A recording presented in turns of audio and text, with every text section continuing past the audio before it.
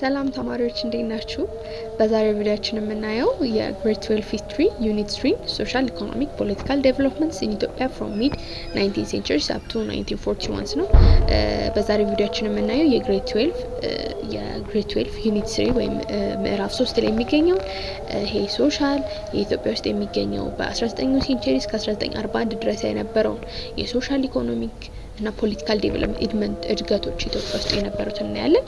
ኢንትሮዳክሽኑን ስናይ እንግዲህ in this unit discusses the main historical developments in Ethiopia and the Horn of Africa from 1855 up to 1941 እንግዲህ በዚህ ዩኒት የምናየው የኢትዮጵያና ሆርን ኦፍ አፍሪካ የኢትዮጵያና የአፍሪካ ቀንድ ሀገራቶች ከ1855 እስከ 1941 ድረስ የነበረውን እድገት ነው።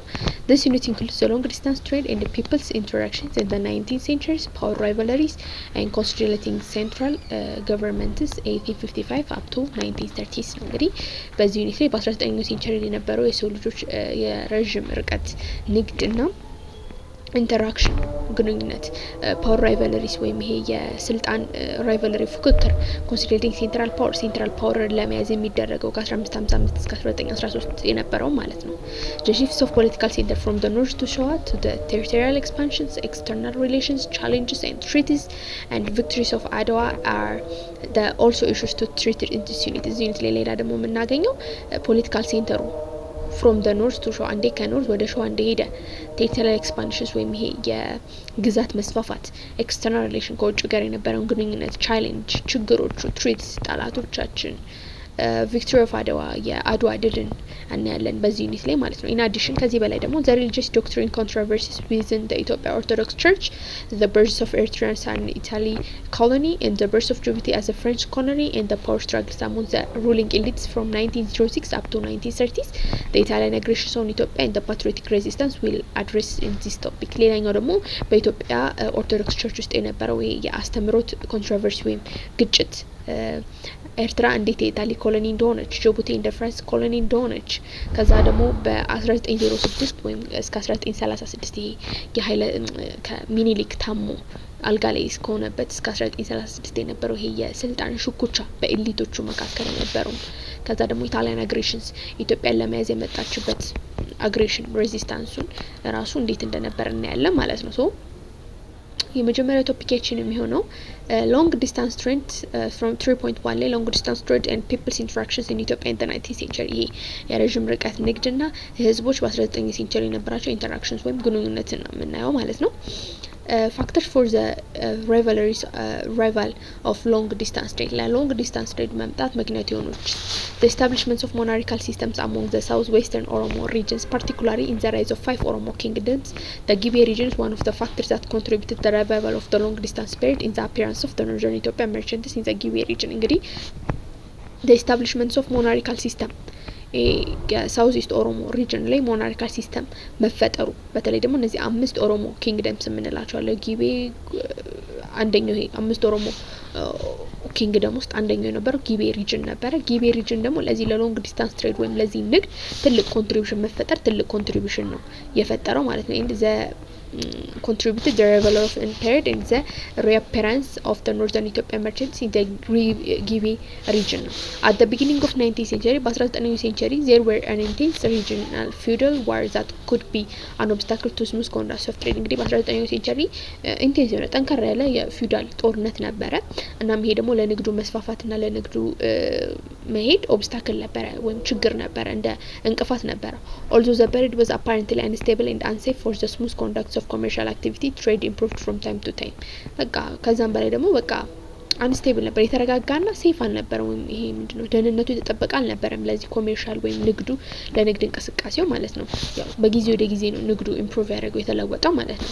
This was probably because the relative improvements of the political condition along the Red Sea coast after the Egyptian conquest of the Saudi Arabia at the beginning of 19th century. ይሄም የሆነበት ምክንያት ምን ነበር? እዚህ ሬድ ሲ ኮስቱ ላይ ወይም የቀይ ባህር ዳርቻው አካባቢ ላይ ኢጂፕሽያኖች መጥተው መያዛቸው after the conquest of the Saudi Arabia at the beginning the Egyptian conquest of Saudi Arabia at the beginnings of 19th century በ19ኛው ሴንቸሪ መጀመሪያ ላይ ኢጂፕሽያኖች ሳውዲ አረቢያ መጥተው መቆጣጠራቸው ነው። New political developments along the Red Sea coasts in the Arabia by the turn of 19th century strengthened peace and orders and increased the importance of Red Sea as very important channel of trade. እናም ይሄ በ19ኛው ሴንቸሪ ላይ ሬድ ሲ አካባቢ ላይ ቀይ ባህሩ ላይ አረቢያኖቹ መምጣታቸው በ19ኛው ሴንቸሪ ሰላምና መረጋጋት እንዲመጣ ከዛ ደግሞ ሬድ ሲ አካባቢ ንግድ በጣም ኢምፖርታንት ወይም ጠቃሚ እንዲሆን አድርገውት ነበር ማለት ነው። ትሬድ ሩትስ ኤንድ ማርኬት ሴንተርስ ትሬድ ሩቶቹ ወይም ትሬዶቹ የሚነሱት የት ነው ቤት ነው የሚሄዱት ማርኬት ሴንተር ወይም ገበያው ዋናው ማዕከሉ የት ነው የሚለው ስለ one of the main caravan trade routes starts from the Gibe region and leads to Asandabo in Guduru ኢስተርን ወለጋ እንግዲህ one of the main caravan trade ዋናው ትሬድ የሚነሳበት ሩት ዋናው መነሻው አንደኛው from the Gibe region ነው ከጊቤ region ወደ አሰንዳቦ ጉዱሩ ወይም ኢስተርን ወለጋ ነው። አሰንዳቦ market was an important place which served as a point of contact for the peoples between Abaya and the ጊቤ ሪቨር ቫሊ ነው እንግዲህ አሰንዳቦ ማርኬት ወይም አሰንዳቦ ገበያ በጣም አስፈላጊ ህዝቡ ሰዎቹ ኮንታክት የሚያደርጉት ወይም የሚገናኙበት የንግድ ቦታ ነው between the Abay and the ጊቤ ሪቨር ቫሊ ነው በአባይና ለህዝቦቹ ለአባይና ለጊቤ ሪቨር ወይም ለጊቤ የሸለቆ ወይም የወንዝ ሸለቆ መገናኛ ነው።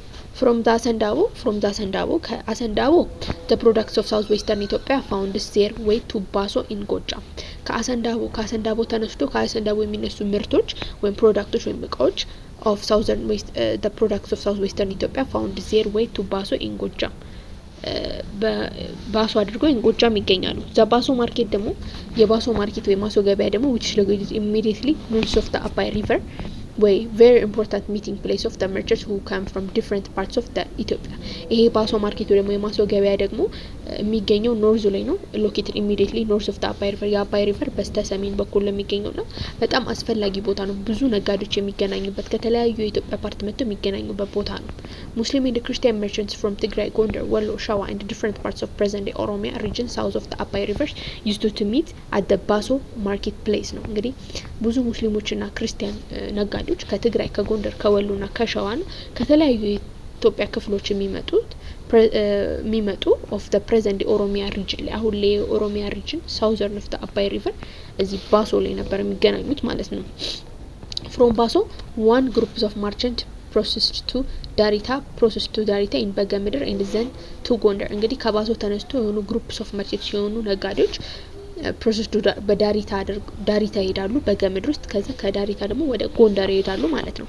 at ጎንደር the route was divided into two one of the route lead to Sudan through መተማ while the other went to መሰዋ via አድዋ እንግዲህ ጎንደር ላይ ሲደርስ ይሄ የንግድ መስመር ለሁለት ይከፈላል። አንደኛው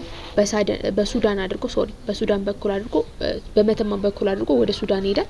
አንደኛው ደግሞ በአድዋ በኩል አድርጎ ወደ ምጽዋ ይሄዳል ማለት ነው። from Baso the merchants of Shawa also processed to Ankober while the Wallo merchants went to Auza and then to the port of Tajura and Obok ከዛ ደግሞ በባሶ በኩል ስንመለከት ደግሞ ድጋሚ አሁንም በባሶ በኩል መርቸንቶቹ የሸዋ መርቸንቶች ወይም የሸዋ ነጋዴዎች ኦልሶ በአንኮበር በኩል አድርጎ የወሎ መርቸንቶች ወደ አውዛ ይሄዳሉ። ከዛ ከአውዛ አድርገው ደግሞ ዘንቱ ፖርትስ ኦፍ ታጁራ የታጁራ ፖርት ወይም የታጁራ ወደብ ጋር አድርገው ወደ ኦቦክ ይሄዳሉ ማለት ነው።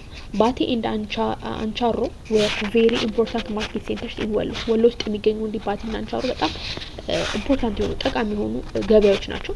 another major caravan route that originates from Gibe region followed the northeastern direction to Sodo market in the ጉራጌ land ሌላኛው መነሻ ሩት የሆነው በጊቤ ሪጅን ላይ ኖርዝ ኢስተርን ነው ሰሜን ምስራቃዊ ነው በሰሜን ምስራቃዊ ዳይሬክሽን ኦፍ ሶዶ ነው ከማርኬት ሶዶ ኢን ዘ ጉራጌ ላንድ ውስጥ የሚገኝ ሶዶ ነው እና ሶዶ ነው ጉራጌ ላንድ ውስጥ ነው የሚገኘው እና በሶዶ ማርኬት ወይ ሊንክድ ዊዝ አንኮቨር ማርኬት ኢን ሸዋ እንግዲህ ሶዶ ገበያ ከአንኮቨር ጋር ሸዋ ላይ ይገናኛል ሊንክ ያደርጋል with the emergency and consolidation of Shawan kingdom in the 19th century the caravan route that linked the Shawan plateau with the Harar also revived እንግዲህ የሸዋ ኪንግደም በ19ኛው ሴንቸሪ ብዙ አካባቢዎችን ኮንሶሊዴት በማድረጉ ወደ ራሱ በመያዙ የሸዋ ፕላቶ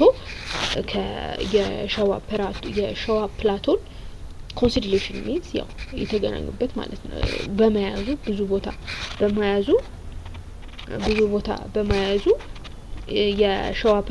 የሸዋ ፕላቶ የሸዋ ፕላቶን ከሀረር ጋር ደባለቁ ማለት ነው። ዘስ ሀረሪ መርቸንትስ began to visit Ankober frequently in the 19th ሴንቸሪ። እንግዲህ በዚህም የተነሳ የሀረር ነጋዴዎች በተደጋጋሚ አንኮበር ነው ሄዱ ይጎበኛሉ ማለት ነው። in the 19th century በ19ኛው ሴንቸሪ ና the trade route from Harar went to Zela or Berber on the coasts of Gulf of Aden። እንግዲህ ይሄ የሀረር ንግድ መስመር በዜላ ወይም በበርበራ በኩል አድርጎ ወደ ገልፍ ኦፍ ኤደን ይሄዳል ማለት ነው።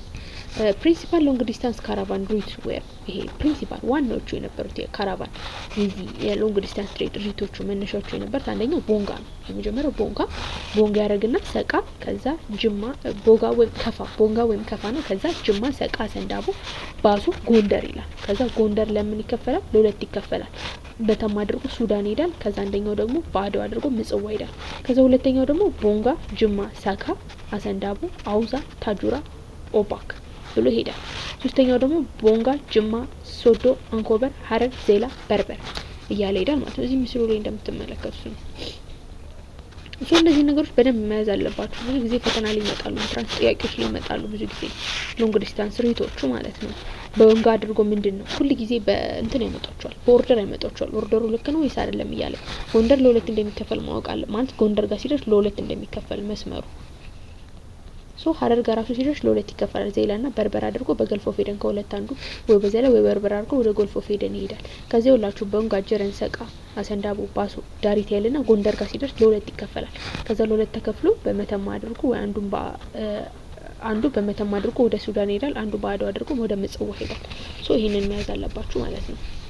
ትሬድ አይተምስ ኤንድ ስሌቭ ትሬድ አይተምስ ወይም ስሌቭ በንግዱ ላይ የሚደረጉ ምን እቃዎች ነበሩ ትሬድ ላይ የሚሸጡት ምን ናቸው የሚለውን ጥያቄ ሊፈጥርባቸዋል። ስሌቭ ትሬድ ወይም ይሄ የባሪያ ንግድ throughout the 19th century በ19ኛው ሴንቸሪ the major trading items including ivory, civet, gold, wax, animal skins and slaves። እንግዲህ በ19ኛው ሴንቸሪ የነበሩ ንግድ አይተሞች ወይም ፕሮዳክቶች የነበሩት አንደኛ አይቮሪ ወይም ይሄ የዝሆን ጥርስ፣ ኪቬት ምንላት እቺ ጥርኝ ነው የምትባለው። እኛ ስንማር ጥርኝ ነው ብለን የተማርናት። ጥርኝ ሚዝ እንትነች ምንድነው ስሙ እቺ ጥርኝ ማለት ለእንትን ነው የምታገለው ሽቶ ፈሷ ለሽቶ ያገለግላል ተብለን ነው እኛ የተማርነው። እንግዲህ ጎልድ፣ ወርቅ፣ ዋክስ ይሄ እንትን የሻማ እንትን ማለት ነው። ዋክስ ሻማ ሳይሆን የማር እንትን ነገር ነው፣ ቅላጭ ነገር። አኒማል ስኪን የእንስሳቶች ቆዳ እና ስሌቭስ ባሪያዎች ነበሩ። by the last quarter of 19th century coffee also became one of the important commodities of the export። እና በመጨረሻው የ19ኛው ሴንቸሪ መጨረሻ ላይ ደግሞ ኮፊ ራሱ ቡና ራሱ አንደኛው ኤክስፖርት ወደ ውጭ ኤክስፖርት የሚደረግ አይተም ሆነ ማለት ነው። Ethiopian goods were naturally products which were obtained mainly from south western Ethiopia። እንግዲህ የኢትዮጵያን ጉድስ ወይም የኢትዮጵያ እነዚህ ኤክስፖርት የሚደረጉ እቃዎች ናቹራል ፕሮዳክት ወይም የተፈጥሮ ፕሮዳክቶች ተነስተው የሚነገድባቸው ዋና የሚነሳበት ቦታ ሳውዝ ዌስተርን ኢትዮጵያ ወይም ደቡብ ምዕራብ ኢትዮጵያ ላይ ነበር። even today most of Ethiopian commodities exports are natural agriculture products። even today አሁን ድረስ ራሱ ከነዚህ ቦታ ላይ ነው። even today Ethiopian commodities for export are natural agriculture products። አሁን ድረስ ራሱ ወደ ውጭ ኤክስፖርት የምናደርጋቸው ናቹራል የሆኑ ከግብርና ጋር የተገናኙ ፕሮዳክቶችን ነው የምናደርሰው። slave becomes a major Ethiopian export item since the ancient time። ቀደምት ወይም ጥንታዊ ከነበሩት ጊዜ ላይ እንግዲህ ስሌቭ ወይም ይሄ ባሪያ ራሱ ዋና አይተም ነበር፣ ኤክስፖርት ወደ ውጭ የሚላክ አይተም ነበር። slave from Ethiopia were exported both Sudan and Arabia both to Sudan and Arabia። እንግዲህ ስሌቭ ወይም ይሄ ባሪያ ወደ ሱዳን እና ወደ አረቢያ ኤክስፖርት ይደረግ ነበር። the well known slave acquisition markets were የጁቤ in ጎጃም፣ አብዱል ራሱር፣ ኒድሊ፣ አልዩ አምባ እና ዋናው ስሌቮች የሚነሱበት ወይም የስሌቭ ገበያ ዋናው የነበሩት ለምሳሌ ጎጃም ውስጥ የሚገኘው አጁቤና አብዱል ራስል አልዩ ሜዳ አካባቢ የሚገኝ አብዱል ራስል እነዚህ ዋናዎቹ የስሌቭ ሴንተር ነበሩ ማለት ነውና in addition coffee gradually came to assume considerable importance particularly after rail transport in the 20th century made it possible to transport it item relatively larger quantities። ከዛ ደግሞ ኮፊ ግራጁዋሊ ያደገ መጣ በጣም ፓርቲኩላሪ ደግሞ በተለይ ደግሞ ይሄ ሬል ትራንስፖርት ወይም ይሄ የባቡር ሀዲድ በተዘረጋበት ጊዜ በ20ኛው ሴንቸሪ ላይ በጣም በደንብ በላርጀር ኳንቲቲ በደንብ በትልቅ መጠን ኤክስፖርት ይደረግ ነበር።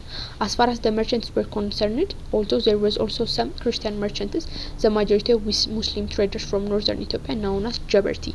as far as the merchants were concerned ነው እንግዲህ እዚህ ንግድ ላይ ዋናዎቹ መርቸንቶቹ ናቸው፣ ነጋዴዎች ናቸው። so they were also some Christian merchants አንዳንድ ጥቂት የሆኑ ክርስቲያን ነጋዴዎች ነበሩ፣ ግን ማጆሪቲው በብዛት ደግሞ ሙስሊም ነጋዴዎች ነበሩ። so እነዚህ ሙስሊም ነጋዴዎች በኖርዘርን ኢትዮጵያ ወይም በሰሜን ኢትዮጵያ ክፍል የምናገኛቸው ሙስሊም ነጋዴዎች ምን እንላቸዋለን? ጀበርቲ እንላቸዋለን።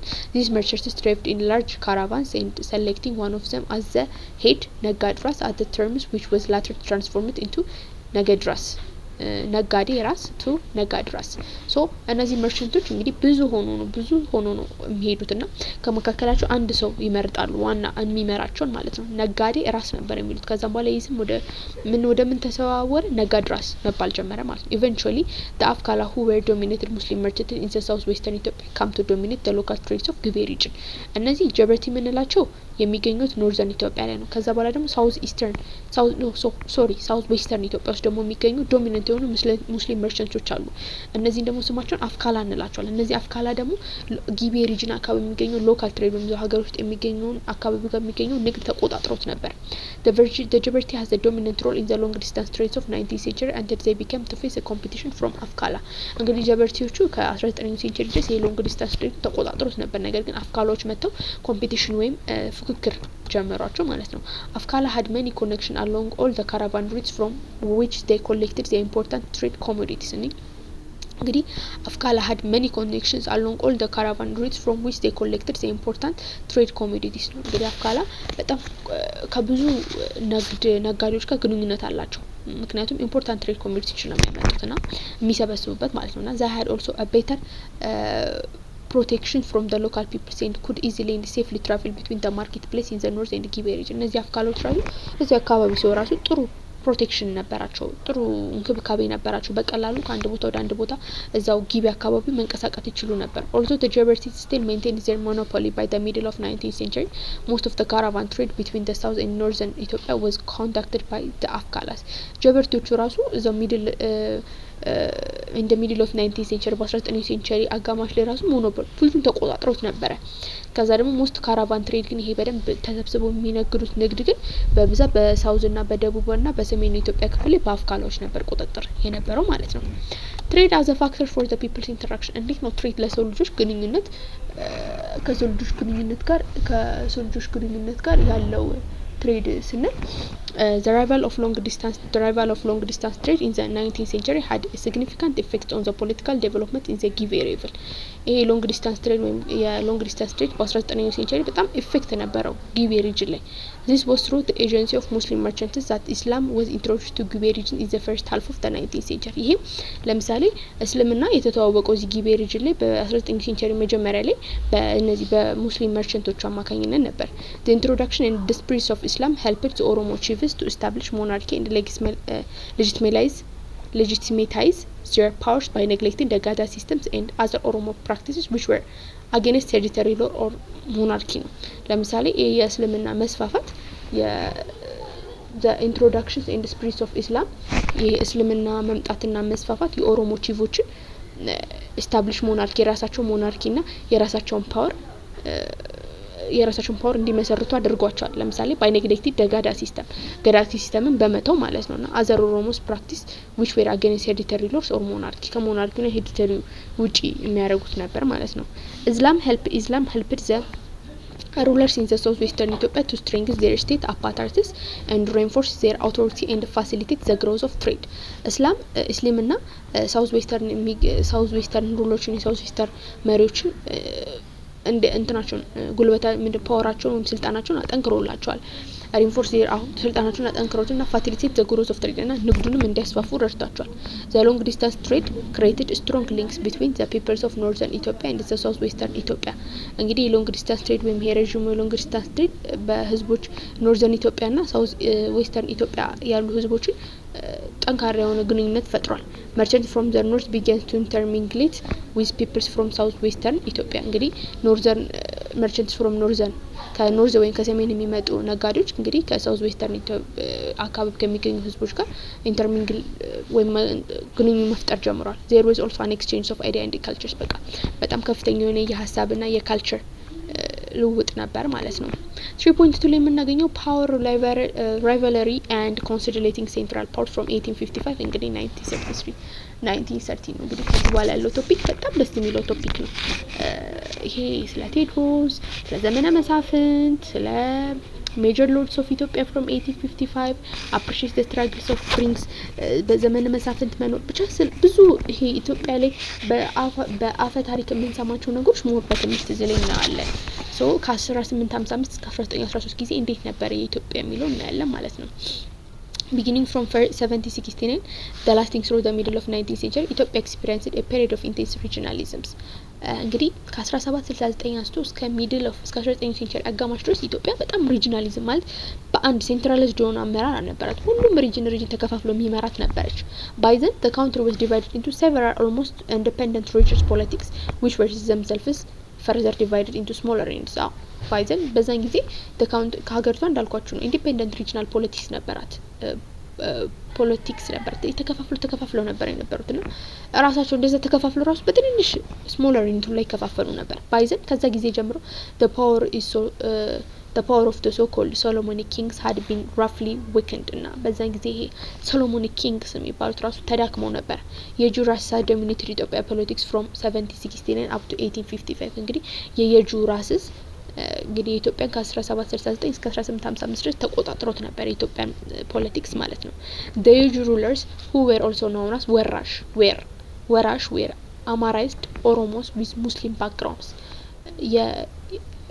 የጁ ሩለሮች ራሱ ወራሽ ይባላሉ በሌላ ስማቸው። ይሄ ኦሮሞስ ዊዝ ሙስሊም ባክግራውንድ ኦሮሞች የሙስሊም ባክግራውንድ ከኋላቸው ራሱ ሙስሊም ከዘርባ ታሪካቸው ሙስሊሞች ራሱ የሆኑትን አማራይዝድ አድርጓቸው ነበር።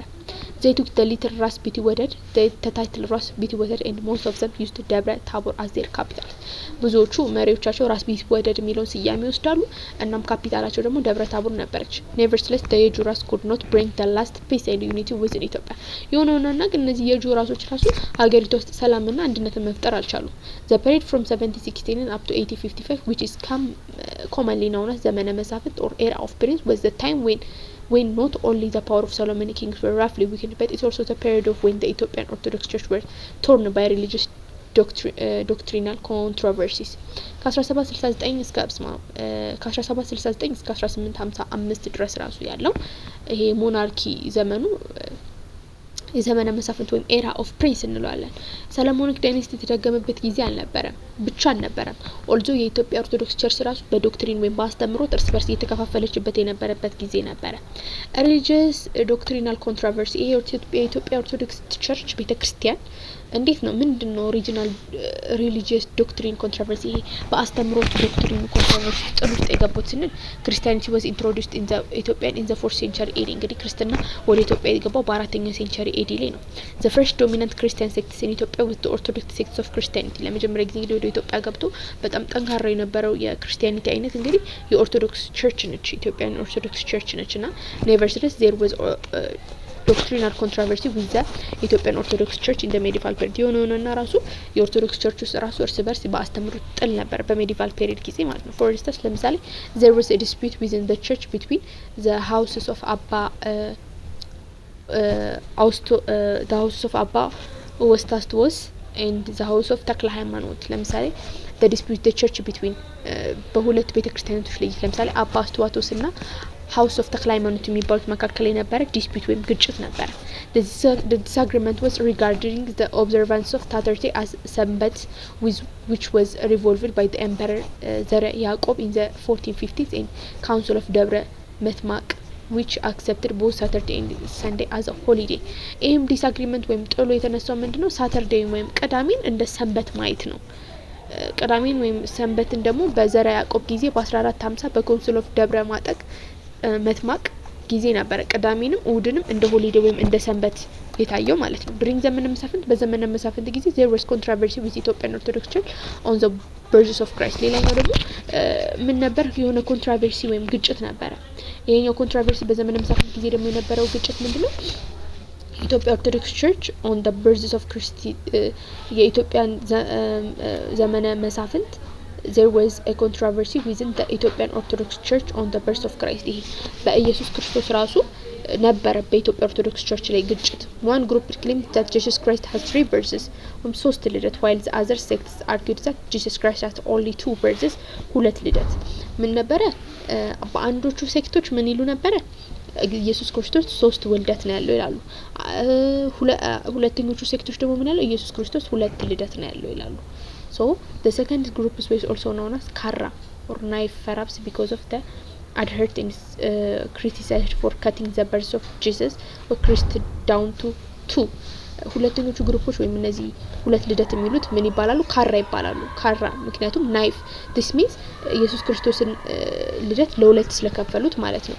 Emperor Johannes the First gave states supporting for ሁለት ልደት or ካራ groups and ቅባት or initiations doctrines has a strong support in ጎጃ እንግዲህ ኢምፐረር ዮሐንስ ደፎርስ ኢምፐረር ዮሐንስ አራተኛ እንግዲህ ለሁለት ልደት ወይም ለሐራ ግሩፕ ለካራ ግሩፖች ሰፖርት ሰርቷቸዋል ወይም ተቀብሏቸዋል ግን ዘቀባት የሚባሉት ደግሞ ጎጃሞች በጣም ይደግፉት ነበር ዛደግ ዶክትሪን ሌላኛው ዶክትሪን ደግሞ ባለበት የጸጋ ልጅ ወይም ግሬስ ይባሉ ነበር with dominant first in Gondar and then in ሸዋ እነዚህ ደግሞ በደንብ ጎንደር ውስጥና ሸዋ ውስጥ በደንብ ይደገፉ ነበር the Tewodros or union doctrine which was supported by the Egyptian Patriarch of Ethiopia was dominant in much of Tigray and last ይሄ ደግሞ ተዋህዶ ወይም ዩኒየን የሚባለው ደግሞ በኢጂፕሽያን ፓትሪያርክ የሚደገፈው የነበረው ደግሞ በትግራይና በላስታ ላይ በጣም ዶሚኔንት ነበር as a result በዚህም የተነሳ such doctrinal division within the Ethiopian Orthodox Church had regional character በዚህም የተነሳ ይሄ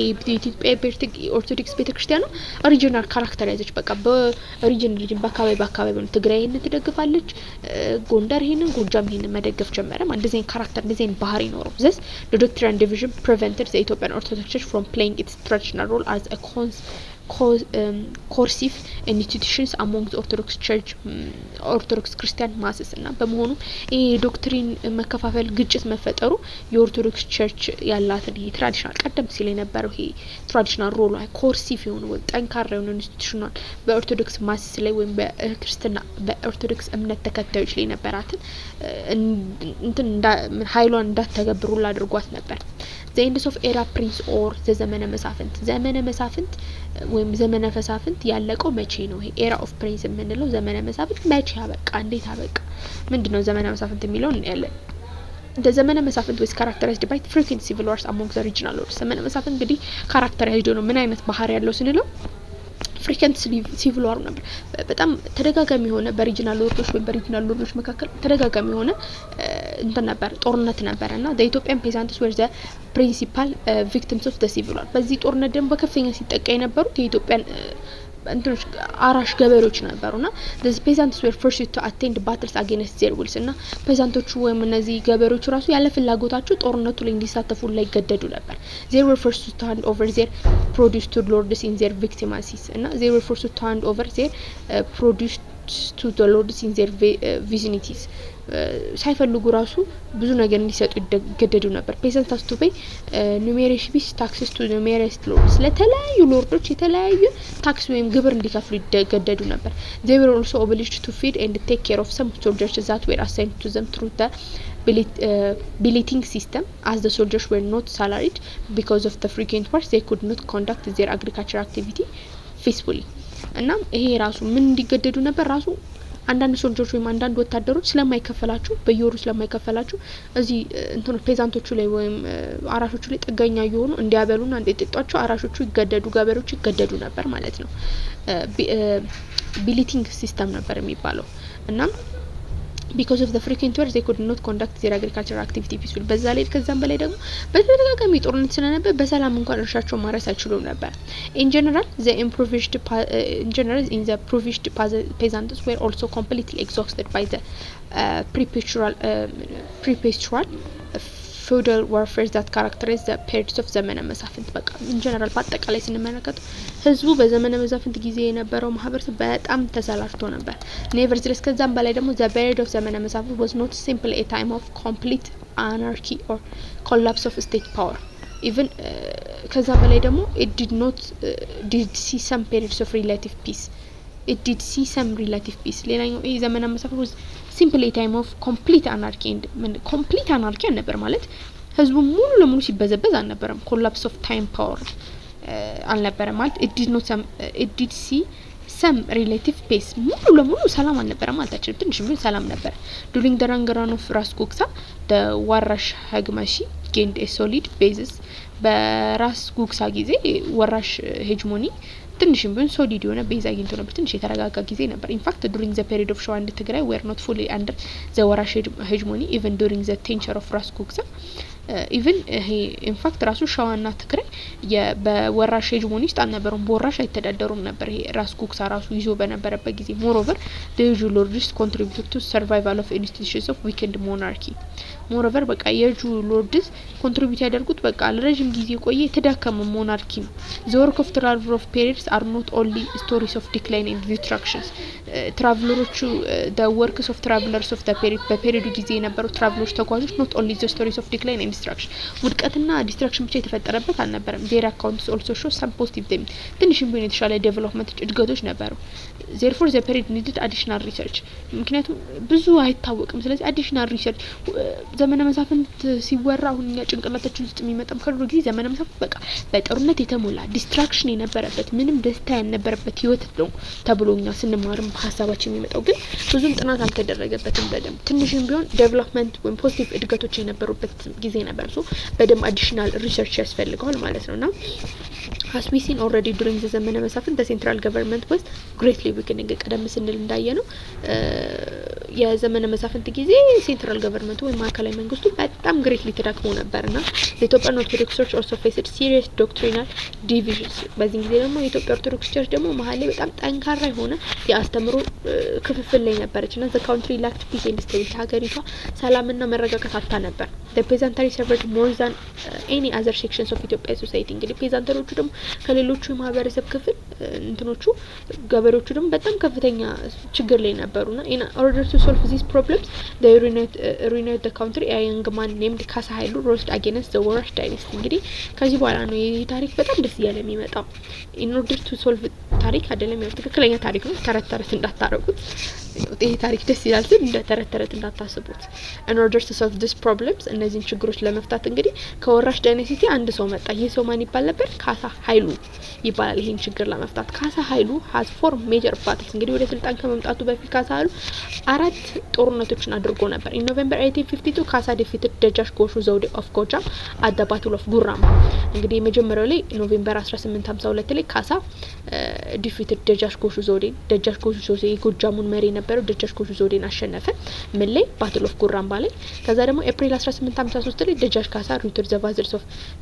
ካሳ routed the vassal of ራስ አሊ አሉላ including ደጃች ብሩ ጎሹ and ደጃች ብሩ አልጋስ at the battle of ጎርጎር ቢቸል ከዛ በኋላ ደጃች ራስ ድጋሚ የራስ አሉላን በመያዝ vassal of ራስ አሉላ including ደጃች ብሩን ጎሹንና ደጃች ብሩ አልጋዝን በመቅጠም ጎርጎራ ቢቸል ላይ አሸነፋቸው ከዛ ደግሞ ድጋሚ ካሳ ራስ አሊ አሉላ ላይ ጦርነት ከፈተና ራስ አሊ at the battle of አይሻል June 21 1853 አሸነፈ the battle of አይሻል was a very significant attribute the end of ወራሽ ጦር እንግዲህ አይሻል ጦርነት በጣም ሲግኒፊካንት ጠቃሚ ነበር ምክንያቱም ወራሽ ዱር ወይም የወራሽ ዱር ወይም የጁ ዳይናስቲ ያቆመበት ዘመን ነበርና the battle of አይሻል did not mark the end of period of ዘመነ መሳፍንት because there were still another powerful lords in the northern Ethiopia particular in ሰሰመን ደጃች ውበ ኃይሉ ማርያም ግን ይሄ ወራሽ ራሱ ሲወድቁ አይሻል the battle of አይሻል የዘመነ መሳፍንት ኤራ አፍቆታል ማለት አንችልም ምክንያቱም በኖርዘርን ኢትዮጵያ ክፍል ላይ በተለይ ሰመኑ ላይ ደግሞ እንደ ደጃች ውበ ኃይለ ማርያም ፓወርፉል ሎርዶች ነበሩ ስለዚህ ዘመነ መሳፍንት still continued እዚህ ጋር እና ካሳል ኃይሉ had to remove the last obstacle to assuming power ስለዚህ በመጨረሻም ካሳ ኃይሉ መጨረሻ ይሄንን ኃይል መጣል ነበረበት እስካሁን አሁን የጠራነው ይሄ ደጃች ውበ ኃይለ ማርያም therefore the force of ካሳ ኃይሉ and ደጃች ውበ made at the battle of ደረጽጌ in February 1855 ደጃች ማህዛ ኃይሉ defeated ደጃች ውበ and ascended the throne of Tewodros II king of kings of Ethiopia so በመጨረሻም ካሳ ኃይሉ ደጃች ውቤ ጋር ባትል ኦፍ ደረጽጌ ላይ ገጥመው ፌብሩዋሪ 1855 ካሳ ኃይሉ ደጃች ውቤን አሸነፋቸው ማለት ነው። ደረጽጌ ይባላል ባትሉ። ከዛም ጊዜ በኋላ ካሳ ስልጣን ላይ በመውጣት የዙፋን ስሙን ቴዎድሮስ ደሰከንድ የሚለውን ስያሜ በመያዝ የንጉሶች ንጉስ የሚል ስያሜ ይዞ ኢትዮጵያን ማስተዳደር ጀመረ። እንግዲህ በባትል ኦፍ ደረጽጌ በኋላ ነው ኤንድስ ኦፍ ፔሪድ ኦፍ ዘመነ መሳፍንት ያበቃው። ሶ ዘመነ መሳፍንት መቼ ነው ያበቃው ብትባሉ ፌብሩዋሪ 1855 ላይ ባትል ኦፍ ደረጽጌ ላይ ነው ማለት ነው። So 3.3 ይሄኛው ኢምፐረር ቴዎድሮስ ተሰገድ attempt to introduce several important reforms እንግዲህ ቴዎድሮስ ወደ ስልጣን ከመጣ በኋላ ብዙ ለውጦችን ለማምጣት ሞክሮ ነበር። in this regard we can mention attempts to unify the country, the introductions of a centralized administration, the creation of national army to prepare the country for possible foreign and particular Egyptian aggressions እንግዲህ ብዙ ለውጦችን ለማምጣት ሞክሯል ብለናል እና ቀደም ሲል እንደመጋር ነው ይሄ attempt to unify the country ሀገሪቷን አንድ ለማድረግ ሞክሯል። ሁለት introductions of centralized administration ማዕከላዊ መንግስት አስተዳደር ለማምጣት ሞክሯል። creations of national army to prepare a country from possible እና ይሄ ናሽናል አርሚ ወይም ሀገሪቷ የራሷ የሆነ ወታደር ኃይል አዘጋጅቶላቸዋል ከውጭ ወራሪዎች ራሳቸውን ለማዳን ማለት ነው። Tewodros was aware of a value of military training, military discipline and proper firearms እንግዲህ ቴዎድሮስ ምን ያውቅ ነበር? ይሄ ሚሊተሪ ትሬኒንግ እንደሚያስፈልግ፣ ሚሊተሪ ዲሲፕሊን እንደሚያስፈልግ፣ ፕሮፐር ፋየርአርምስ በደንብ መሳሪያ እንደሚያስፈልጋቸው ጥቅሙን ያውቅ ነበር። he got this lesson while he was rebel from the battle of Dabark in 1848 where he lost many fighters while fighting against Egyptians እንግዲህ ይሄንን የሚያውቀው በቃ ይሄ በደንብ ሚሊተሪ ኃይል እንደሚያስፈልግ መሳሪያ እንደሚያስፈልግ ያወቀው ምክንያቱ በደባርቂ ላይ ብቸኛው ቴዎድሮስ የተሸነፈበት ጦርነት ስልጣን ላይ እንትን ከማለቱ በፊት በ1848 ያደረገው ባትል ኦፍ ደባርቂ ነበር። በዚህ ጦርነት ላይ ብዙ ወታደሮችን ስላጣ የዚህን ጥቅም ያውቅ ነበርና ቴዎድሮስ realized that he was routed by the Egyptian soldiers who had marked superiority over the forces of ካሳ ኃይሉ in military training and quality of weapons እና ቴዎድሮስ ምን ብሎ ነበር የሚያስበው? ኢጂፕሽያኖቹ ሊያሸንፉበት የቻሉ ምክንያት ከኛ የተሻለ ዌል ሚሊተሪ ትሬኒንግ ነበራቸው፣ በዛ ላይ ደግሞ ኳሊቲ ኦፍ ዌፐንስ በደንብ ኳሊቲ ያለው መሳሪያ ስለነበራቸው ነው ብሎ ነበር የሚያስበው። እንግዲህ ቴዎድሮስ እዚህ ምስል ላይ የምታዩት ነው። Therefore, Tewodros introduced a military reform which includes modern military training with military drills and introducing military titles like አስር አለቃ ኮርፖራል፣ 50 አለቃ ሰርጀንት፣ 100 አለቃ ሉተናንት and ሻለቃ ሜጀር። እንግዲህ ቴዎድሮስ ከዛ በኋላ የሚሊተሪ ሪፎርሙን ወይም የጦር ኃይል ሪፎርሙን ወይም ለውጥ ፈጠረና ሞዴል ሚሊተሪ ትሬኒንጎችን ማምጣት ጀመረና የተለያዩ አዳዲስ የሆኑ ሚሊተሪ ስያሜዎችን ሰጠ። ለምሳሌ 10 አለቃ ኮርፖራል፣ 50 አለቃ ሰርጀንት የምንለው፣ 100 አለቃን ሉተንት እንላለን፣ ሻለቃን ሜጀር የምንለው ስያሜዎች ሁሉ አምጥቷል። he also want his soldiers to be armed with modern and very efficient firearms እና ወታደሮቹን ምን እንዲሆን ይፈልግ ነበር? ወታደሮች በደንብ የሰለጠኑ እና በደንብ በቂ የሆነ መሳሪያ የተሸከሙ በቂ የሆኑ መሳሪያዎችን የታጠቁ እንዲሆንለት ይፈልጋል እና ኤምፐረር ቴዎድሮስ the second launched campaign against ወሎ፣ ጎጃም፣ ሸዋ to unite ኢትዮጵያ። እንግዲህ ከዛ ቴዎድሮስ ሀገሪቱን አንድ ለማድረግ እየሞከረ ነው ብለናል። ስለዚህ ካምፔን ዘመቻ ተነሳ፣ ወሎን፣ ጎጃምና ሸዋን አንድ ለማድረግ ወደ ራሱ ለመክተት ማለት ነው። he punished those who tried to resist him and his punitive measures were not limited to his adversaries እና ፓኒሽድ እነዚህ አልገባም ከሱ ጋር ለቀላቀል ዩናይት አንሆንም የሚሉትን ሲቀጣ ነበር እና ቴዎድሮስ punished his own soldiers to reinforce strict military discipline even የራሱን ወታደሮች ጠንካራ የሆነ አመራር እንዲወስዱ ላይ ቀጣቸው ነበር። but these measures had some undesired effects and many of these soldiers eventually deserted him ነገር ግን ዲስሬስትድ ነገር ግን ይሄ የሚወስደው ሜጀር የነበረው የቀጣት ይጠቀም የነበረው ራሱ አንዳንድ ወታደሮች እንዲከዱት ሁሉ አድርገውታል ማለት ነው። አይፈልጉትም ነበርና the relation between Emperor Tewodros the second and the Emperor Orthodox Church was generally handled በሌላ በኩል ደግሞ ቴዎድሮስ እና የኢትዮጵያ ኦርቶዶክስ ቸርች የነበራቸው ግንኙነት ራሱ አነዚህ ጥሩ አልነበረም። ቴዎድሮስ quarreled with the clergy and the patriarch አቡነ ሰላማ not because of the religious reason እንግዲህ ቴዎድሮስ ከአቡነ ሰላማ ጋር ከተለያዩ ቄሶችና ፓትሪያርኮች ጋር ውስጥ ገብቶ ነበር ከአቡነ ሰላማ ጋር። ይሄም የሆነው በሃይማኖታዊ ምክንያት አይደለም፣ ሃይማኖታዊ ሪዝን አይደለም። what brought Emperor Tewodros and the church into conflict was Tewodros attempt to motivate the extra landing holding of the Christians to redistribute to the among landless peasants ምንድነው ቴዎድሮስ ምን ይፈልግ ነበር? የተጣላበት ምክንያት ከቤተክርስቲያኑ ትልቅ መሬት ይዛለችና ይሄ መሬት ተቆርሶ መሬት ለሌላቸው ገበሬዎች መስጠት አለበት የሚለው ነበረ ውስጥ የከተተው። also he declared that each church should retreat lands that could maintain no more than 2 priests and 3 diaconds እናም ደግሞ በዛ ላይ እያንዳንዱ ቤተክርስቲያን ውስጥ ከሁለት ቄስና ከሶስት ዲያቆን በላይ የበለጠ መኖር የለበትም ብሎ ነበርና this brought him into conflict with the orthodox clergy ይሄ ደግሞ ከኦርቶዶክስ ቄሶች ጋር ትልቅ ችግር ውስጥ እንዲገባ አድርጎታል ማለት ነው። As a result, Abuna Salama excommunicated Tewodros. In response, Tewodros imprisoned Abuna Salama in 1864 and Abuna Salama died in prison in 1867. እና በዚህም የተነሳ አቡነ ሰላማ ቴዎድሮስን ሊያናግሩት ሞክሮት ነበረ። ግን ቴዎድሮስ በምላሹ እንዲሁም አቡነ ሰላማን አስሯቸው በ1864 አሰራቸው። ከዛ አቡነ ሰላማ በ1867 እዛው እስር ላይ ያሉ ህይወታቸው አለፈ። The other reason that brought the downfall of Emperor Haile Selassie was the serious opposition he faced from regional lords of various regions in Ethiopia who lost their regional powers because of Tewodros centralization. ሌላኛው ደግሞ ለቴዎድሮስ ውድቀት ምክንያት በጣም ሲቃወሙት የነበረው ምንድነው? ቴዎድሮስ ሪጂናል ሎርዶችን ወይም ሪጂናል ክፍፍሎቹን አንድ ለማድረግ እየሞከራን ነበር። በዚህ ጊዜ ቴዎድሮስ እንግዲህ አንድ ለማድረግ ሴንትራላይዝ ለማድረግ በሚሞክርበት ጊዜ ሪጂናል ሎርዶች ፓወራቸውን እያጡ ስለነበረ በጣም ተቃውሞ ደርሶበት ነበርና he appointed his own means in the region he incorporated እና ይዛ ሪጂናል ሎርዶች እንዲለቅ ያደረገባቸው ቦታ ላይ የራሱን ሰው አፖይንት የራሱን ሰው ይሾም ነበርና just a decade after Tewodros has assumed the imperial throne most of Ethiopian territories that were incorporated by him by forces of armies had fallen under a big regional lords including Tizo Gobezi of Walqait, ደጃች ራስ ምርጫ of ትግራይ፣ ተድላጓሉ of ጎጃም፣ ወልቁሽም ጎበዚ of ገብረመድህን of ላስታ and ንጉስ ሚኒሊክ of ሸዋ።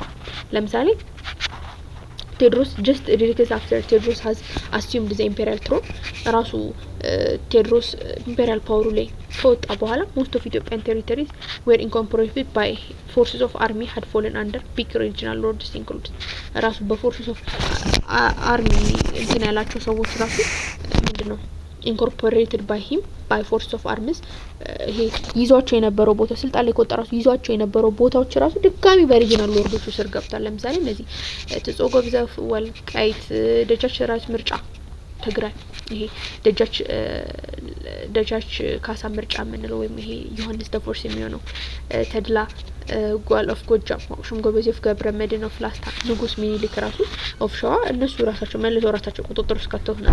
Emperor Tewodros was aware of Ethiopia backwardness and make serious attempts to modernize Ethiopia, particularly because he was built well trained and disciplined and well armed national army.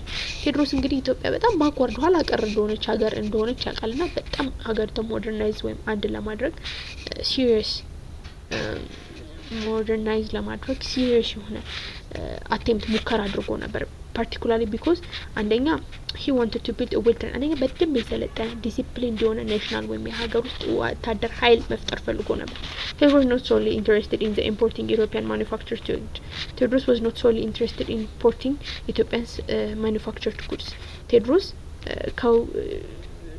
ኢምፖርት ከውጪ የዩሮፒያኖች ማኒፋክቸሮች ማምጣት አልፈልግም ደስተኛ ነበርም። he rather sought firearms to manufacture in Ethiopia by Ethiopia ከውጪ ከማስመጣት ይልቅ የሚፈልገው የነበረው ምንድነው ኢትዮጵያ ውስጥ ማምረት ነበር።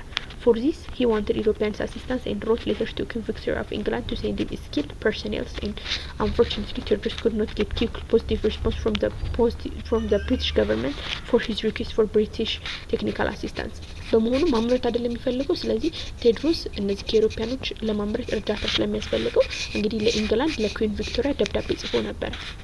ነገር ግን ሰው እንዲላክለት ነገር ግን ከብሪቲሽ ገቨርንመንት ምንም ፖዚቲቭ የሆነ ፈጣን የሆነ ምላሽ አልተሰጠውም ነበር ማለት ነውና disappointed by the lack of response from the British government, Emperor Tewodros II took Captain Cameron, the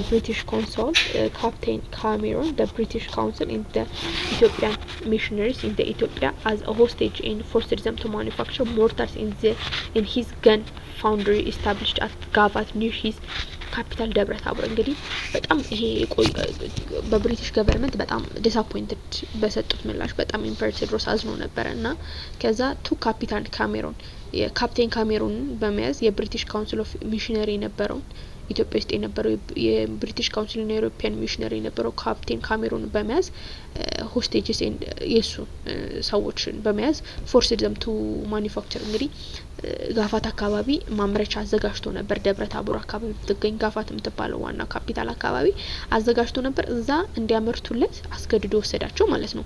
although the European missionaries had no experience in arm production, Tewodros forced them to manufacture mortars including large which one he named Sevastopol እና እንግዲህ ቴዎድሮስ እንግዲህ እነዚህ ሚሽነሮች ዩሮፒያን ምንም ምንድነው እንትን አልነበራቸውም፣ ልምድ አልነበራቸውም ከዚህ በፊት አርም ፕሮዳክሽን ላይ ወይም እዚህ ይሄ ምንድነው አርሚ ይሄ የመሳሪያ ፕሮዳክሽን ላይ ግን ቴዎድሮስ እዛ አስገድዷቸው ሞርታር ወይም ይሄ መድፍ እንዲሰሩ አስገድዷቸው ነበርና መድፍ ሁላ ሰርተው ስያሜውን የትልቅ መድፍ ሴቫስቶፖል የሚል ስያሜ ሰጥተውታል። ይሄ እንግዲህ የምታዩት እዚህ ምስል ላይ ሴቫስቶፖል ላይ የሰሩት መድፍ ማለት ነው።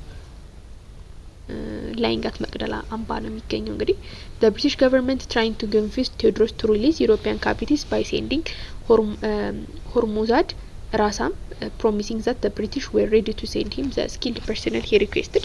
እንግዲህ የብሪቲሽ ገቨርንመንት እንግዲህ ዩሮፒያን የብሪቲሽ ገቨርንመንት እንግዲህ ቴዎድሮስ እነዚህ አውሮፓኖችን አስሯን ነበር ሲያሰራ የነበራቸው። እንግዲህ እነዚህ አስሮ ሲያሰራቸው የነበራቸው እንዲለቅ ሆርማዞድ ራማዛምን ልኮ ነበር እና ብሪቴንም ቃል ገብቶለት ነበር እነሱ የሚለቅ ከሆነ የፈለከውን ስኪልድ ፐርሰናል እንልክልሃለን ብሎት ነበር። nevertheless Tewodros not willing to release the hostage። ነገር ግን ቴዎድሮስ እነዚህ ሰዎች መልቀቅ አልፈለገም። therefore in 1867 the British government sent a military expedition against Ethiopia led by General Robert Napier with a limited objectives of releasing European cavities ነገር ግን ያው እንግዲህ ብሪቲሽ ስለዚህ ፈቃደኛ ስላልሆነ ብሪቲሽ እንግዲህ ጀነራሉን ላከች ወደ ኢትዮጵያ በግድ እንዲለቅ ጀነራል ሮበርት ናፒር ላከች። ከዛ in 1867 the army of Europe Emperor Tewodros had declined to 50,000 up to 1,000 while the British forces was composed of 30,000 up to 40 men። እንግዲህ የኢትዮጵያን አርሚ ቴዎድሮስ እንግዲህ ከ5000 እስከ 10000 ተዋጊዎችን ይዞ ነገር ግን የብሪቲሽ ፎርስ ደግሞ ከ32000 እስከ 40000 የሚሆኑ ወታደሮችን ይዞ መጡ። in addition ከዚህም በላይ ደግሞ ያው ግልጽ ነው ብሪቲሾች ከኢትዮጵያ የተሻለ አርም ፎርስ አላቸው፣ መሳሪያ አላቸው፣ ሚሊተሪ ትሬኒንግ አላቸው።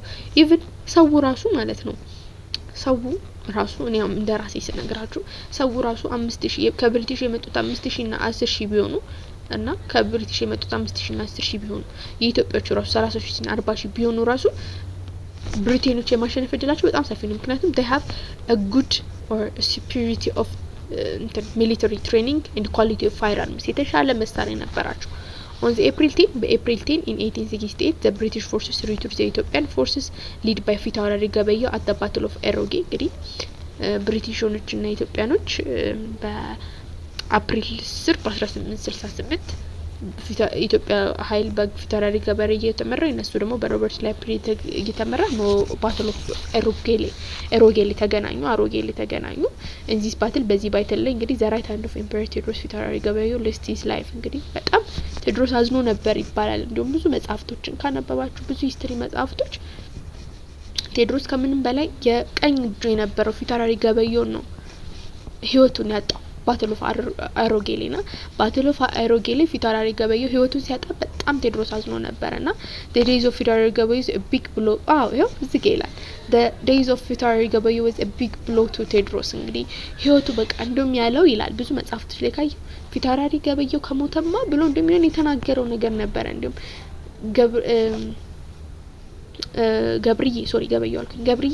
ገብርዬ ከሞተማ ብሎ እንደሚተናገረው ንግግር ብዙ ድራማዎች ላይ ካያችሁ ስለ ገብርዬ ብዙ አለና በጣም አዝኖ ነበርና the British eventually stormed መቅደላና ሳይታሰብ ደግሞ መቅደላ ላይ ደረሱ ብሪቲሾች ማለት ነውና ጀነራል ናፒር demanded the unconditional surrender of Tewodros እና ሳይታሰብ እጁ እንዲሰጥ ጠየቀበት።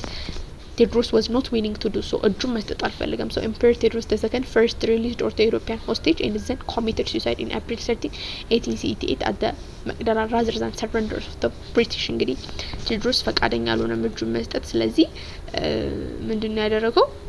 መጀመሪያ የያዛቸውን ሰዎች ካለቀቀ በኋላ ራሱን መቅደላ ላይ በኤፕሪል 13 1868 ላይ ራሱን አጠፋ ማለት ነው። እጄን ለብሪቲሽ አልሰጡም ብሎና the British surrenders looted Ethiopian territory at መቅደላ እንግዲህ መቅደላ አካባቢ የሚገኙ የብሪቲሽ ወታደሮች የኢትዮጵያ ውስጥ የሚገኙ መቅደላ አካባቢ የሚገኙ ብዙ ነገር ዘርፈውናል። ካያችሁ ብሪቲሽ በጣም ብዙ ነገር ከኢትዮጵያ በጣም ብዙ ቅርስ እንግዲህ በጣም ብዙ ቅርስ ሊመለስ የሚገቡ ቅርሶችን ሰርቃናለች ብሪቴን። ካስታውሳችሁ እንደውም አሁን በቅርብ እንደውም እየተመለሱ ነው ብሪቴን የወሰደቻቸው መቅደላ ላይ የወሰደችብን እንትኖች ማለት ነው። እንደውም መቅደላ ላይ እንደውም እኔ ከዚህ በፊት ስማር እንደውም መጽሐፍቶች ላይ ምናምን ካነበባችሁ መቅደላ ላይ ቴዎድሮስ እንደውም ሞቶ ፎቶ አንስተውታል ይባላል። ፎቶ አላቸው ብሪቴኖች ወራ መቅደላ ላይ ቴዎድሮስ ሞቶ ከዛ ደግሞ ጸጉሩ እንዳላውን ወይም ጸጉሩን ሁላ ቆርጠው ወስደውት ነበርና ይሄን ሁሉ አድርገው ነበርና the forces under General Robert Napier also took Prince Alamayo Tewodros and his mother of the wife the later Emperor Tewodros እቴጌ ጥሩ ወርቅ as a capital at left ኢትዮጵያ እንግዲህ ሚስቱ በዚህ ጊዜ የነበረችው ሁለተኛ ሚስቱ እቴጌ ጥሩ ወርቅ ነበር። ጥሩ ወርቅ የራስ ውቤ ልጅ ነች መሰለኝ አይ ቲንክ የራስ ውቤ ልጅ መሰለች። የጁ ዳይናስቲ ምትዋብ ነች መሰለኝ መጀመሪያ ሚስቱ አይ ቲንክ በጣም ይወዳት ነበር ቴዎድሮስ ምንትዋብን በጣም ነበር የሚወዳት እሷ ሚስቱ ነበርች። ከዛ ደግሞ ምንትዋብ ትሞት አይሩን ነው ትሞታለች መሰለኝ። ከዛ እቴጌ ያው ታሪክ ስለሆነ ማበላሽ ስላልፈለኩኝ ነው እርግጠኛ ስላልሆንኩኝ ነው ማውራት ያልፈለኩት። እቴጌ ግን ጥሩ ወርቅ የራስ ውቤ ልጅ እንግዲህ ካስታውሳችሁ ደጃሽ እንት ላይ ደረጽጌ ያሸነፈው አባቷን ገሎ ነው ያገባው እንግዲህ እቴጌ ጥሩ ወርቅ ማለት ነውና ጥሩ ወርቅ እንግዲህ የራስ ውቤ ልጅ ነችና አትወደውም ነበር ቴዎድሮስ እውነት ለመናገር አባቷን ገሎባታል። እናም ግን ከሷ እንግዲህ ከጥሩ ወርቅ ልጅ አለው እንግዲህ ፕሪንስ አለማየሁ ቴዎድሮስ ነበር። እንግዲህ እነ ሮበርት ናፒር ራሱ ፕሪንስ አለማየሁ ቴዎድሮስንና እቴጌ ጥሩ ወርቅን ሁላ ይዟቸው ሄደው ነበር ማለት ነው። ስለ አለማየሁ እንግዲህ ብዙ ታሪክ ላይ ሰምታችሁታል። the days of Emperor Tewodros again lead to unusual power struggle among the leading regional lords ድጋሚ ደግሞ ቴዎድሮስ ደግሞ ሲመጣ እንደገና እነዚህ regional lords እርስ በርስ መባላት ጀመሩ። nevertheless the objective reality of the period was quite different from the that of the ዘመነ መሳፍንት nevertheless ደግሞ ከዚህም በላይ ደግሞ the objective reality of the period was quite different ከዘመነ መሳፍንት ደግሞ ይለያል። የዚህኛው ቴዎድሮስ has already made himself as a good model of the successor to keep the unification ኢትዮጵያ እንግዲህ ቴዎድሮስ ጥሩ ሞዴል ነበር ጥሩ ምሳሌ ነበረ ሀገሪቷን አንድ ለማድረግ የመረከረ ማለት ነው። as a result power lords were determined to become emperor በዚህ የተነሳ እንግዲህ እነዚህ power lords emperor ለመሆን እየተሯሯጡ ነበር። thus all three powers reverse ሜል እንግዲህ ሶስት እርስ በርስ የሚጣሉ ስልጣን ለመያዝ ይሻኮቱ ኃይሎች መጡ። አንደኛ ደጃች ካሳ ምርጫ ኦፍ ትግራይ ከዛ ዋቅሹም ጎበዜ ኦፍ ገብረ መድን ኦፍ ላስታ ምኒልክ ኃይለ መለኮት ኦፍ ሸዋ እነዚህ wanted to become king of ኢትዮጵያ እንግዲህ ቴዎድሮስ ከሞተ በኋላ ልክ እንደ ቴዎድሮስ ስልጣን ለመያዝ እነዚህ ሶስት ራይቫሎች መጡ ማለት ነው። እንግዲህ እኔ ቴዎድሮስ በታሪክ በጣም በኢትዮጵያ ታሪክ ውስጥ በጣም ትልቅ ስራ ይሰራ ብዬ አስባለሁ። ምክንያቱም ቴዎድሮስ ኢትዮጵያን አንድ ዩኒፋይ ለማድረግ የሞከረ ብቸኛው የመጀመሪያው ኢምፐረር ነበር ኢትዮጵያ ውስጥ እንግዲህ እናም ቴዎድሮስ በጣም ትልቅ ቦታ ልንሰጠው የሚገባ ንጉስ ነው። ስለ ቴዎድሮስ ስለዚህ ታሪክ መስማት ከፈለጋችሁ እኔ አሁን ተማሪ ድሮ በነበርኩበት ጊዜ እነዚህ ግሬድ 12 ግሬድ 9 ግሬድ 12 በነበርኩበት ጊዜ ዩቲዩብ ላይ ያለላችሁ የሆነ ቪዲዮ ሳይሆን እንትን ፕሮግራም ነው የራዲዮ ፕሮግራም ነው ተለቋል። በጣም የሆነ የታሪክ አዋቂ የሆነ ሰው አለ። እስቲ በቀጣይ ቪዲዮ ላይ ብቻ ዩቲዩብ ላይ ሰርች አድርጉ አባውት ቴዎድሮስ ብላችሁ ሰርች ስታደርጉ በደንብ ስለ ቴዎድሮስ የሚያወራ ስለ ዮሐንስ ስለሚኒልክ በደንብ ታሪካቸውን አብራርቶ የሚያወራ አንድ የኢትዮጵያ ሂስቶሪያን አለ። የሆነ የራዲዮ ፕሮግራም ላይ ሲጠየቅ ያለበትና ሰርች ስታደርጉ ዩቲዩብ ላይ ታገኙታላችሁና በጣም እሱን ቪዲዮ አውርዳችሁ በጣም ይጠቅማችኋል። እኔ ግሬድ 12 ላይ በጣም ስለ ቴዎድሮስ ስለ ዮሐንስ ስለ ሚኒልክ በጣም ጠቀመኝ ቪዲዮ ነው። ሶ ደጋግማችሁ እሱን እያወረዳችሁ ስሙት። ይሄን ቪዲዮ ከተጠቀማችሁ ይሄን ቪዲዮ ደጋግማችሁ ይዩት። on the three አላለቀም of the three commanders to assume the imperial thrones the first to success the late Tewodros was ዋቅሹም ጎበዜ ገብረ መድን of ላስታ እንግዲህ ሶስት ኮማንደሮች ናቸው እንግዲህ ለስልጣኑ ሲታገሉ የነበሩት ብለናልና መጀመሪያ ውጤታማ ሆኖ ስልጣን ላይ መውጣት የቻለው ዋቅሹም ጎበዜ of ገብረ መድን of ላስታ ነበር። ሁቱ ዶክትሮን የመፍ ተክለ ጊዮርጊስ እንግዲህ ስልጣን ላይ ሲመጣ ደግሞ ተክለ ጊዮርጊስ የሚለውን ስያሜ ወሰደ። the regions of emperor ተክለ ጊዮርጊስ was not more than 3 years long እንግዲህ ተክለ ጊዮርጊስ ሀገሪቷን ለ3 አመት በላይ ማስተዳደር አልቻለም ነበር።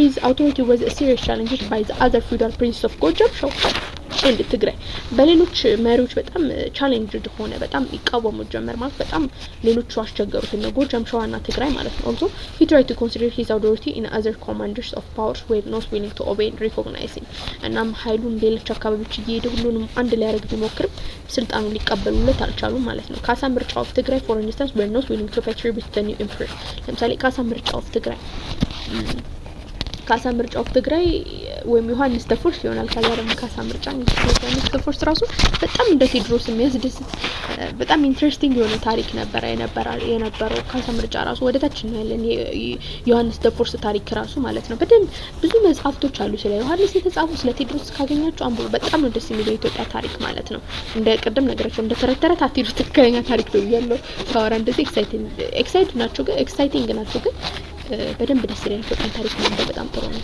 ካሳ ምርጫ of ትግራይ ለምሳሌ for instance was not willing to pay tribute to the new emperor ለምሳሌ ካሳ ምርጫ ለአዲሱ willing to pay tribute to the new emperor ለኤምፐረር ለዚህ ሰውዬ ለተክለ ጊዮርጊስ ማለት ነው እንግዲህ ለ3 አመት መምራት ችሏል ብለናል ከቴዎድሮስ ቀጥሮ ለምሳሌ ካሳ ምርጫ ትግራይን ያስተዳድር ነበርና ለሱ ግብር መክፈልና አልፈቃደኛ አልነበረም finally in June 1871 at the battle of Asab ደጃዝማች ካሳ ምርጫ of ትግራይ defeated and captured emperor ተክለ ጊዮርጊስ and brought an end of emperor ተክለ ጊዮርጊስ in short በመጨረሻም እንግዲህ battle of Asab ላይ ደጃች ምርጫ of ትግራይና ደጃች ካሳ ምርጫ of ትግራይ ተክለ ጊዮርጊስ ጦርነት አድርጎ battle of Asab ላይ ተክለ ጊዮርጊስ እንግዲህ ባጭሩ ከስልጣኑ ወረደ ማለት ነው so that was because of the modern weapons of Kasa Mircha received from General Napier for helping of the British forces in their march to the Makdala to fight against Tewodros እንግዲህ ይሄ ሆነበት ምክንያት ካሳ ምርጫ weapon ነበሩ መሳሪያ ነበሩ አሰምብሊ ያሸነፈበት እንዴት ነው ካሳ ምርጫ ታዲያ ያሸነፈው የትግራይ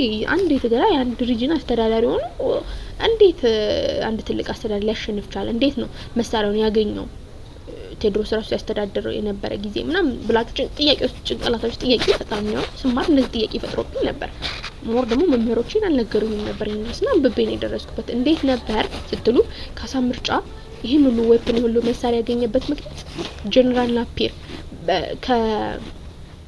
እንደውም የናንተ መጽሐፍ ሞር የተሻለ ነው ይሄ አዲሱ ካሪኩለም ላይ ያለው መጽሐፍ በጣም የተሻለ ነው በደንብ ነገሮችን ያስረዳል ይሄ ኦልድ ካሪኩለም ላይ የነበረው መጽሐፍ እንደዚህ አብራርቶ ያስረዳም ነበር እንዴት እንደነበረው እዚህ ጋር ሪዝኑን ነግራችኋል የሆነበት ምክንያት ምንድነው ያኔ ጀነራል ናፒር ወታደሩን ይዞ ከቴዎድሮስ ጋር ጦርነት ሊገጥሙ ሲመጡ ያኔ ብሪቲሾችን ሊያስፈቱ በሚመጡበት ጊዜ መቅደላ የት እንደነበር አካባቢው የት እንደነበር እንዴት እንደነበር አያውቁም ነበር ከዛም በኋላ ካሳ ምርጫ ነው ቀጥታ ያገኙት ምክንያቱም ካሳ ምርጫ ቴዎድሮስ ከስልጣን ሊወርድ እንደሚፈልግ ያውቁ ነበርና ካሳ ምርጫ ጋር ሄደው ወይም ዮሐንስ ደፎርስ ጋር ሄደው አቅጣጫ ጠየቁት ማለት ነው ከዛም የዛን ጊዜ እንግዲህ ካሳ ምርጫ ይፈራ ነበር ቴዎድሮስንም ነገር ግን ደግሞ ስልጣኑን ይፈልግ ነበር ስለዚህ ያለው አማራጭ ጀነራል ናፒርን እሺ ብሎ ተቀብሎ አቅጣጫውን አሳያቸው መቅደላ ወዴት እንዴት እንደሆነ አሳያቸው በዛም ፋንታ እንግዲህ ጀነራል ናፒር ምን ቃል ነበር መሳሪያውን እንደሚሰጡት ልክ ቴዎድሮስ እንዳሸነፉ ብዙም ሲጀመር ጦርነት አላደረጉም እነ ጀነራል ናፒርና ገብርዬ ጋር እኮ ብዙም ጦርነት አላካሄዱም ነበር ወዲያው ነበር ማሸነፍ የቻሉት ምክንያቱም እነሱ አንድ ብዛታቸው ከ32 እስከ 40 ናቸው ብለናል ፕላስ እንግዲህ ኢትዮጵያ ደግሞ ከ5000 ከ10000 ነው ፕላስ ፋይር አርማ አላቸው ፕላስ ብዙም አልተታኮሱም ራሱ ወዲያው ጦርነቱ ሽንፈት አይሮጌል የተሸነፉት ኢትዮጵያኖች ብዙ መሳሪያ ሁሉ ተጠቀሙ ነበር ያ ሁሉ ይዞት የመጡ መሳሪያ በሙላ ለማን ነው ሰጥተው ሄዱት ለካሳ ምርጫ ነው ለዮሐንስ ደፎርስ ሰጥተው ነው ስለዚህ ካሳ ምርጫ የተሻለ ምን ነበረው ኃይል ነበረው ዌፐን ነበረው ከዛም ያለን ደግሞ እንዴት ብሪቴኖች ወደታች ምን ነው ታሪክ ይኖራል እንዴት ብሪቴኖች ኢትዮጵያ አቅም የላትም ብለው እንደሚመጡ ከዛ ካሳ ምርጫ ያገኙን ዌፐን እንዴት እንደሚጠቀሙላን ያለን በዚህም የተነሳ ካሳ ምርጫ ብዙ ኃይል ስለነበረ ተክለ ጊዮርጊስ በቀላሉ አሰምብሊ ማሸነፍ ችሎ ነበር ማለት ነውና in 1872 ደጃዝማች ካሳ ራይት ደጃች ካሳ ምርጫ declared himself emperor ዮሐንስ ደፎርስ of Ethiopia and ruled from 1870 to 1889 እንግዲህ በ1872 ላይ ደጃች ካሳ ምርጫ ራሱን ዮሐንስ ደፎርስ ብሎ ስልጣን ላይ አወጣ ከዛም በኋላ ኢትዮጵያን ከ1872 እስከ 1889 መምራት ቻለ ማለት ነው እንግዲህ ዮሐንስ ደፎርስን በጣም ደስ የሚል ታሪክ ነው ያለው እና although Emperor Tewodros planned to create a unite Ethiopia did not materialize there was no return to ዘመነ መሳፍንት ምንም እንኳን ኢምፐረር ቴዎድሮስ እንደ ፕላኑ ሀገሪቷን አንድ ለማድረግ ቢሞካክርም ባይሳካለትም ነገር ግን ወደ ዘመነ መሳፍንት እንዳንመለስ አድርጎናል the idea of Ethiopian unity was adopted and implemented by the successor of Tewodros including Yohannes the force through different styles እንግዲህ ማስታወስ ያለባችሁ ብዙ ጊዜ ስፈተና ስንፈተን ብዙ ጊዜ የሚመጡ ጥያቄዎች ቴዎድሮስ ምንድነው ኢትዮጵያን ዩናይት ማድረግ ይችላል አንድ ማድረግ ይችላል አልቻለም አይዲያውን ያመጣው ሐሳቡን አመጣ እንጂ ቴዎድሮስ ኢትዮጵያን አንድ ማድረግ አልቻለም ሞደርናይዝ ማድረግ አልቻለም ያመጣው ሐሳቦቹ ነው እንጂ ማሳካት አልቻለም ሶ ከዛ በኋላ ነው የቴዎድሮስ አይዲያን ተከትለው የሱ ሰክሰሰሮች ወይም የሱ ተከታዮች ናቸው የቴዎድሮስ ፕላን ማሳካት የቻለው ሶ የቴዎድሮስ ፕላን የነበሩትን ከሱ በታች በተለያዩ ዲፈረንት ስታይል አንድ ማሳካት ችሏል Emperor Johannes the First was not politically liberal and followed administrations and was politically liberal and followed administrations that resemble federalism እንግዲህ ቴዎድሮስና ዮሐንስ ብዙ ይለያቸው ነገሮች አሉ አንዱ ዮሐንስን የሚለየው ነገር ከቴዎድሮስ ሊበራል ነበር ማለት የተሻለ ነበር ማለት ኃይልን አይጠቀምም ነበር በእንትን ያምን ነበርና በአድሚኒስትሬሽን ያምን ነበርና ዮሐንስ was willing to reduce short power in his vassals ምንድነው ዮሐንስ ሊበራል ያልኩበት ምክንያት እንትኑ ስልጣኑን ሼር ለማድረግ ፈቃደኛ ነበር ለመከፋፈል ፈቃደኛ ነበር ልክ እንደ ቴዎድሮስ እኔ ብቻ ሴንትራላይዝ አድርጌ ሁላችሁንም አንድ ላይ በካምፔን አስገብቼ እመራለሁ አላለም ሼር ለማድረግ ዊሊንግነስ ነበረው he guaranteed to እንግዲህ ብልጥ መሆኑን ያሳያል he guaranteed እንዴት ስለሞ ቴዎድሮስ ጅል ነበር እያልኩኝ አይደለም ያው ሜቶዳቸው የተለያየ ስለሆነ ነው he guaranteed a great deal of autonomy to regional and dynamistic regions የሆነ ለራሳቸው ለአንድ ሪጅኖች ነፃነት ሰጥቷቸው ራሳቸው እንዲያስተዳድሩ እና in regard በዚህ regard in 1875 he forced Minilik of Shawa to drop his title of king of kings and confirmed his little title of king of Shawa Emperor Johannes also designated ራስ አደል ተሰማ of Gojam as a ንጉስ ጎጃም and Kafa in 1881 ለምሳሌ በዚህ የተነሳ ግን ሚኒሊካውን ኪንግ ኦፍ ኪንግስ የሚለውን ስያሜ ይጠቀም ነበር ኪንግ ኦፍ ኪንግስ የሚለውን ስያሜ ተቶ ኪንግ ኦፍ ሸዋ ብቻ የሚለውን እንዲጠቀምና ሸዋ እንዲያስተዳድር ሰጠው ከዛ ዮሐንስ ድጋሚ ራስ አደል ተሰማ ኦፍ ጎጃምን የጎጃምና የከፋ መሪ እንዲሆኑ በ1881 ሾሞታል ዮሐንስ ደሰከ did not interfere in the internal affairs of his vassals as long as they recognize his overland ships and paid tribute ዮሐንስ ደግሞ ተዘባርስ እዛው አካባቢዎቹ ላይ የገባ ወይም ሪጅኖቹ ጋር የገባ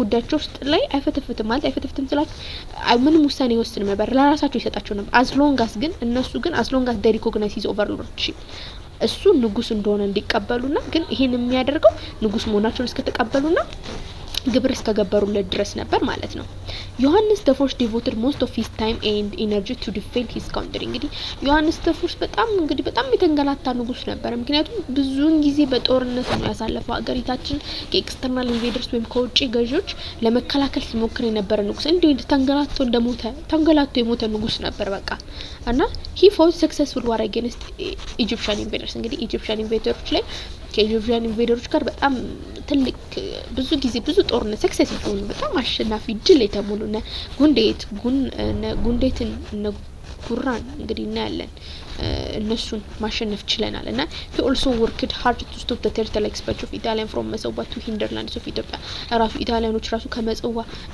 የሚመጡት ነው ለማስቆም መክሮ ነበር he also fought against the Mahdist forces in Sudan lost his life at the battle of Metama in 1885 እንግዲህ እየተዋጋ ነው ህይወቱን ያጣው ከማህዲስቶች ጋር ሁላ ጦርነት ውስጥ ገብቶ battle of Metama ላይ በ1889 ህይወቱን ያጣው although the Ethiopian forces were about to celebrate victory over the Mahdists Johannes was seriously wounded and victory turned into defeat እንግዲህ although Ethiopia force were about to celebrate victory over the Mahdists እንግዲህ ኢትዮጵያን አሸነፍን ብለው ማህዲስቶች ላይ ደስታቸውን እንድሊሉ ሲገኝ ዮሐንስ ግን seriously ቆስሎ ነበርና victory turned into defeat ወደ ቪክቶሪያቸው ራሱ ድላቸው ራሱ ወደ ሽንፈት ተለውጦ ነበር እና ይሄ ነበርና the shifts of political center from north to Shawa ሚሊዮን ድረስ ደግሞ በሌላ ቪዲዮአችን በቀጣይ ቪዲዮአችን እናያለን